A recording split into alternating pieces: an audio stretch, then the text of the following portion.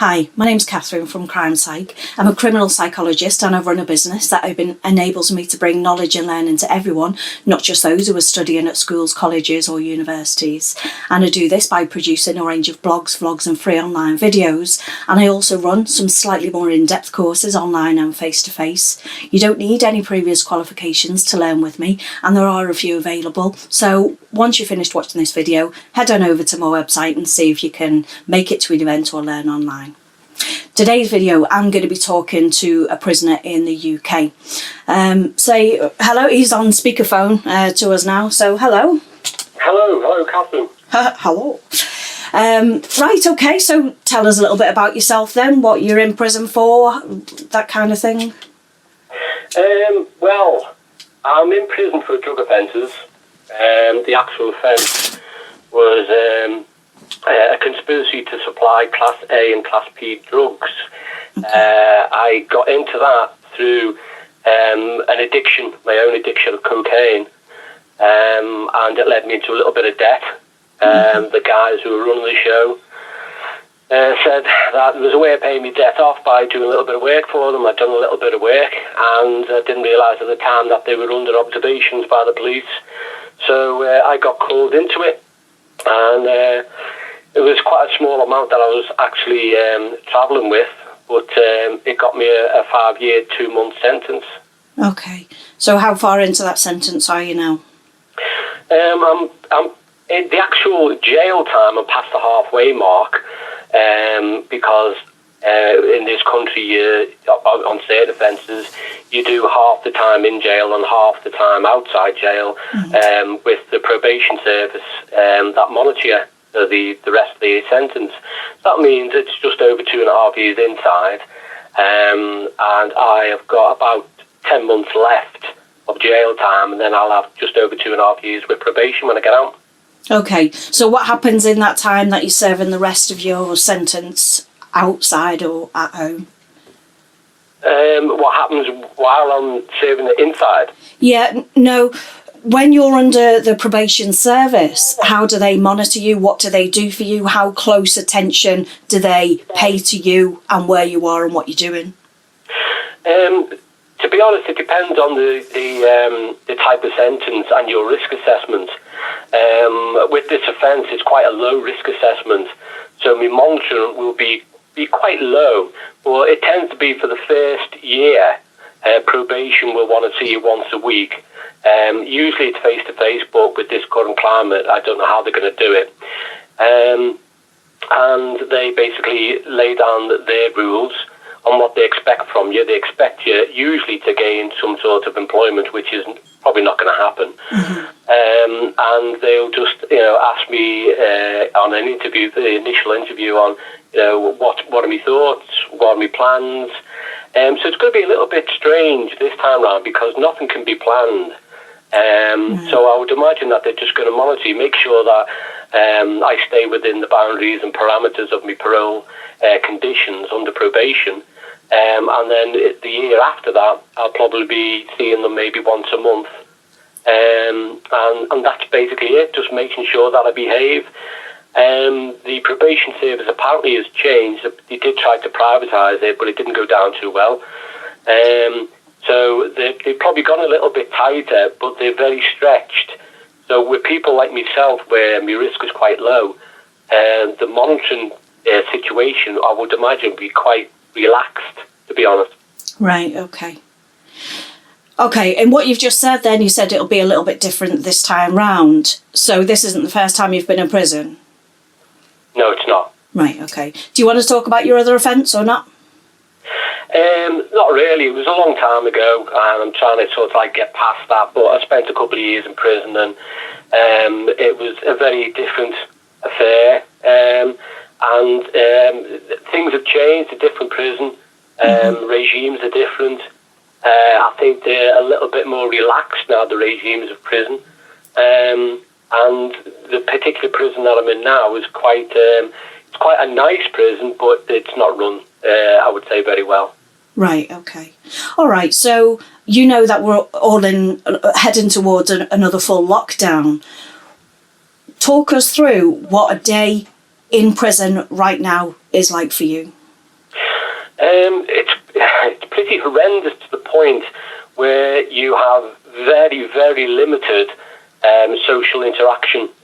And especially because I have underlying health conditions, so I'm on a shielded wing, which means that we don't get to see any other inmates, and we're not allowed to interact with any other inmates or the staff.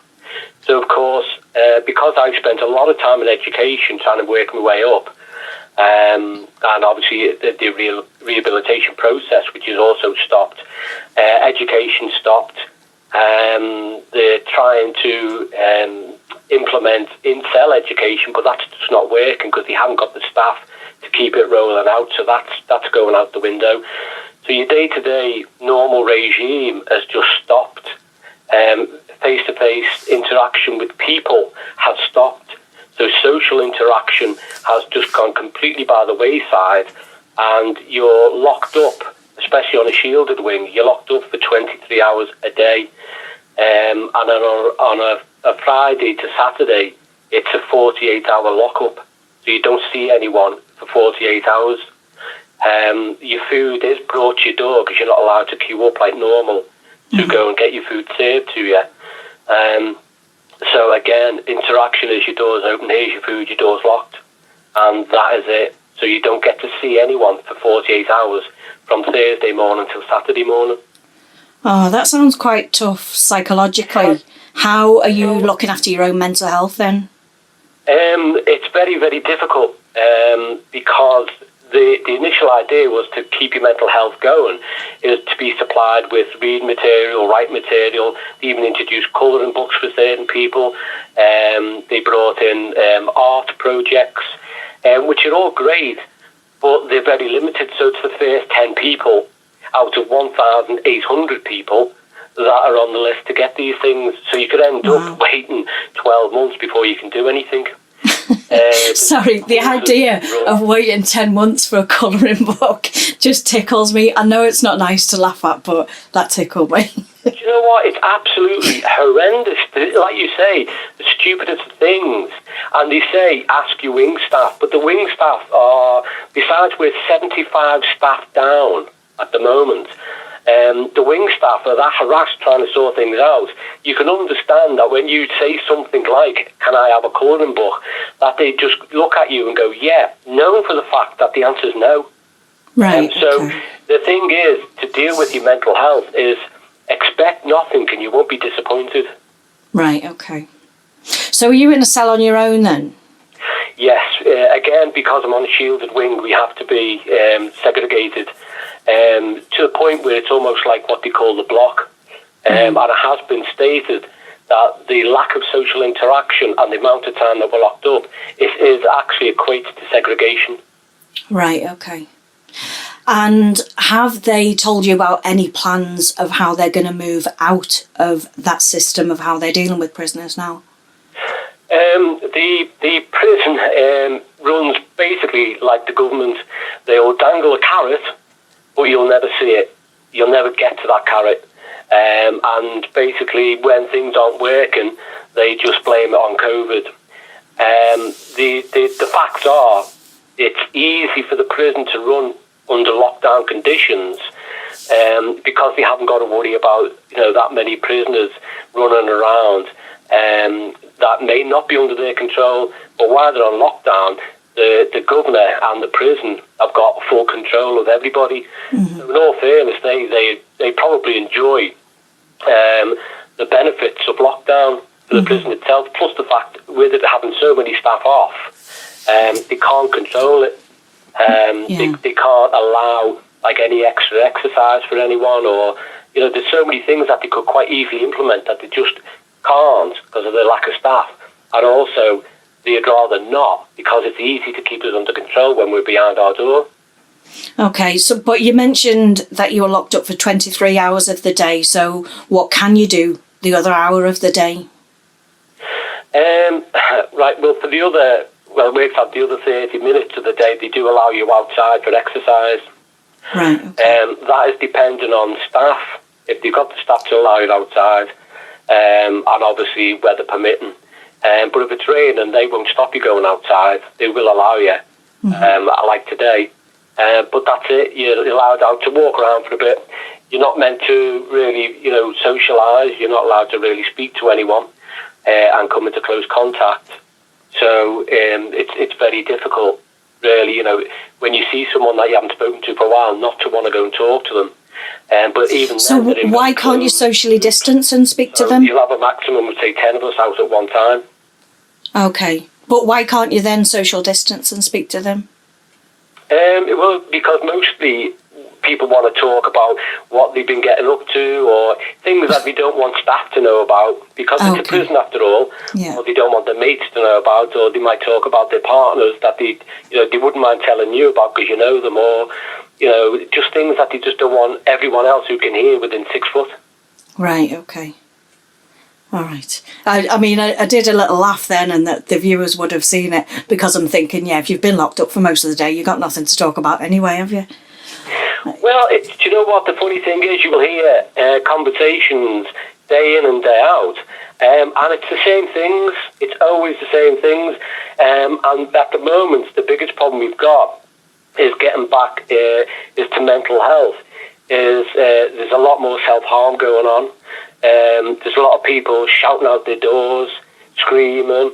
The minute they're opened up, you can imagine having an animal locked up for quite a long time, then suddenly they're released.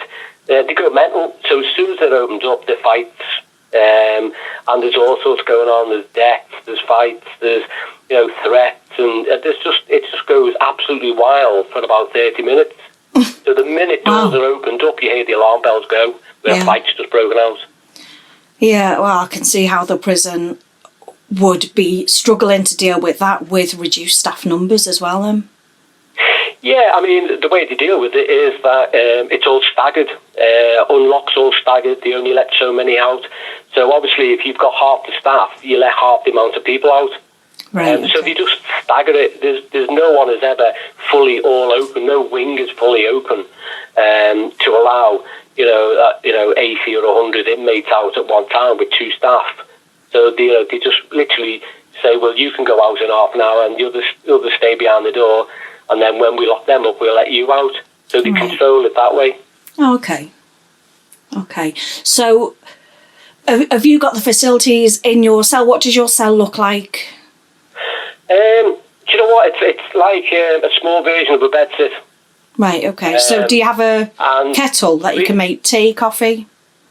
Yeah, you buy tea and coffee on the canteen. We have a canteen once a week, and whatever money you have from any work that you were able to do or any money sent in, then you can spend it on the canteen once a week.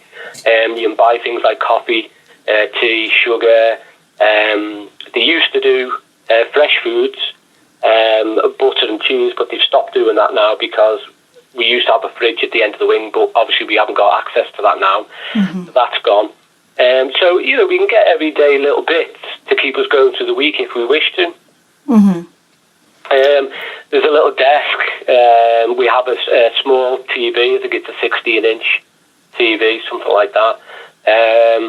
And normally we are charged for that per week. But with COVID going on, we don't have to actually pay that charge, which is great. But it's a small price. And that's about it, really. Like I said, we can make, I can make tea and coffee when I want to, and we get fed twice a day. Right. Oh, so do you not have breakfast, lunch and dinner? No, again, because of the lockdown, even the times have changed. It's like 10:30 in the morning, you get your lunch. 3:30 in the evening or afternoon, you get your tea or dinner. So from 3:30, you've got from then till 10:30 the next morning, which is when you get lunch again. What they do supply is, I think the Americans would call it a quart of milk. It's a very small carton of milk. Right. They give you, and a little bag of cereal. Right. That's your breakfast. Okay. Okay, well, some people have sent a couple of questions in that they want to know about prison life. The first one is of Zoe, and she wants to know, did they sustain any head injury up until the age of 23? guy. Yeah. Zoe, yeah. Well, in 22 years, I'd be surprised if any bloke hasn't sustained any sort of head injury, because we're always falling on our heads. Up until the age of, I think my first head injury anyway was around 9 years old, and it was quite a major one, and I did it in school. But yeah, I've had probably about several head injuries before I was 23. When you say it was quite a severe head injury, what happened? It was coming up to, as we call PE, physical education, and the coach sent me in to get some, I think, do with footballs. And in them days, the windows opened quite low, and they were like a metal iron sort of window on the classrooms, and they opened against a hinge. So it would be like a sort of vertical opening. Mm. So it opened 90 degrees against a hinge. So anyway, I came out and I ran out, and as I ran out, I caught the corner of the window on the front of my head, and I hit it that hard, it knocked me off my feet. Yeah. So I got up, saw the stars, as you do, put my hand on my head, just to say, well, that hurt. And everyone was looking out the window. It was that loud. Everyone thought that someone had smashed the window, so they're all looking out the window at me. And some of the kids, their faces were white. And, the shock. And I thought, God, it must have been really loud. That's not what they were shocked about. They were shocked about the amount of blood that was running out my fingers, down my arm, and everywhere. That I didn't realise at the time until the tutor come running out, and she looked at me and she went, oh, my God, which is the kind of thing you don't want to hear when you just had a head injury. Yeah. But then they took me to the office, the headmaster's office, which I had to sit there for 2.5 hours waiting for my parents to come and pick me up, because they didn't know first aid at school. They were afraid to give me anything to stop the pain in my head, and they weren't allowed to take me to hospital without my parents' permission. Wow. So, yeah, it was pretty horrendous. What year was that? It was, 1974-ish, something like that. Ah, okay. Makes sense, yeah. Yeah, it makes sense. Yeah. 70s and 80s kids, we were dragged up, not brought up. Absolutely, yeah. Yeah, here's a paracetamol and a plaster, get on with it. Yeah, wow. So what did you have to have? Had you cracked any bones, or was it just cut skin? Well, do you know what? I don't even think they x-rayed my head, to be honest. Oh. I think they just assumed that all 9-year-old, 10-year-old kids just bounce anyway. I had something like several stitches and a headache for quite some time. But that was about it. All right, okay. Right, so next question is off Zoe again.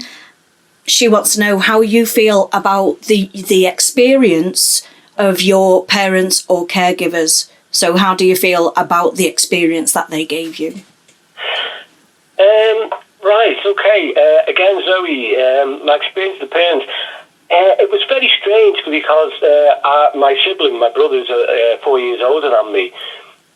He is absolutely polar effect to me. His bringing up was, I saw at the time that he was doted on. Because he was very, very clever. He was academically a genius in many respects, where I was the opposite. I was going outside and I was causing problems with neighbours and getting into trouble and things. And I don't know whether that was because I saw the attention more on my brother than myself. So I needed to get out and maybe create something to drag some sort of attention to me. Or whether I just use that as an excuse, and maybe, looking at reflection in time, saying, did I just make that up myself? Because looking historically, we as humans innately make up stories and fill in the gaps. Mm-hmm. So in many respects, in truth, I've got to say that I was brought up quite well. I was brought up as a 70s child that if you go into trouble, you got to whack for it. Mm-hmm. And that's usually off the coppers. And then your parents come home and you got to whack off your parents. But that was the way it went. But that's not a way of saying that I was brought up badly or cruelly. By no means. I think I was brought up quite well. Are any of your family members or your parents criminals? Sorry, say that again. Are any of your family or your parents criminals? Have they offended before? No, my family background is extremely clean. Nobody's ever had any run-ins with the police or the law or any sort of illegal activity at all. Right, okay. All right, Susan wants to know, this one made me smile, what's it like getting waited on hand and foot for free? Well, Susan, for the start, it's definitely not free. It costs around £55,000 odd, 40 to £50,000 a year to keep a prisoner in jail. So that's for one person per year. So it's not free in that respect. It's not free for us because obviously we've lost our civil liberties. We've lost a lot of our rights. I know prisoners fight for certain rights, but I strongly believe if you've done something wrong, then you get punished. So I don't believe that we should really have that many rights. Living for free, yeah, if you taste the food, you can understand why you don't pay for it. It's not the best quality in the world. So, there's a lot of things that you would say, if you're going to charge me, you can keep it. As for hand and foot, well, that's completely taken out of our hands at the moment because of the COVID situation, so we can't actually go and get our own foods and things. As well as hand and foot, we are responsible for keeping ourselves clean and tidy at all times. So that no one else will do that for us, so, we do have to do that. So we have to sustain some sort of well-being in that respect. But I can understand your point on being outside looking in, thinking that, that there they are, they're at Butland again, they get everything for nothing, they've got no worries. And you're right, we don't have any worries about bills to pay. So, yeah, that's free, that's great. But I'd rather have a worry about paying my phone bill and being able to walk outside and go to a shop and just spend more than 30 minutes out in the fresh air, and even if window shopping, things like that, all those are taken away from us. And they're all very, very small things that mount up to a big pressure that's put on you, being stuck inside. And the big punishment is the solitude of not being able to get out and speak to the people you normally speak to. Okay. So do you have a phone in your cell, though? Is that how you're speaking to me? Yes, there is a phone in the cell. You do pay for it. Normal standard BT rates, etc. So obviously if you haven't got the money to put on your phone credit, then you don't get to use the phone. Right. And OPS, no one can ring you. Yeah, obviously. Yeah. Okay. Zach wants to know, is it true you get a PlayStation to play on? Zach, if you've got the finances, you can buy a second-hand PlayStation. No way. I laughed at that because I thought there's no way they're going to give you a PlayStation. Yeah, it's the older type. You can't have USB capability or Wi-Fi. Right. So, again, I would assume obvious reasons, so you can't gain any sort of communication through the device. Mm-hmm. But they're not cheap. Everything is also sold separately. You have to buy the games at whatever the price is that they sell them through the actual catalogue. You can't have anything like that sent in. You can't have a PlayStation sent in. You must buy it from an authorised supplier. Right, okay. Do you know how much they cost? Sorry, also, not anyone can buy them. You have to be enhanced, which means you've got to have 6 months of absolute clean behaviour, no nickings, and I think that's all you need besides the money to get one. Right, okay. All right, well, that's all the questions that I've got. Is there anything you feel you want people to know that I haven't asked about? I think the only thing I'd like people to know is that it's not the holiday camp that you might think it is. And I understand, we've got our little TVs and that, and we see what's going on in the outside world, and we understand how horrendous it must be for people. And my own parents say, so being inside is probably the best place to be. And I can understand where that mentality comes from. But at the same time, It's not great. Prison is not great. There are people who are seasoned prisoners, and coming into prison is just their second home to them, and they're used to it. I personally think it's a waste of taxpayers' money. There's no rehabilitation at all, and I think there are better ways to utilise prisoners than lock them up. At the moment, I've noticed that farmers are worried about having certain crops picked because of what's happening with the EU. As of January the 1st, they won't be able to get the foreign workers in to do the job that the British workers will not do. Right. And my thoughts are, well, why don't you do what the Americans will probably do, which is chain gang? Get 50 prisoners, get them outside who are very low risk, and get them picking pumpkins and veg. Yeah. Well, hey, that's my opinion, which I'll probably pay for that if someone ever hears this in prison. Just don't speak too loudly. No.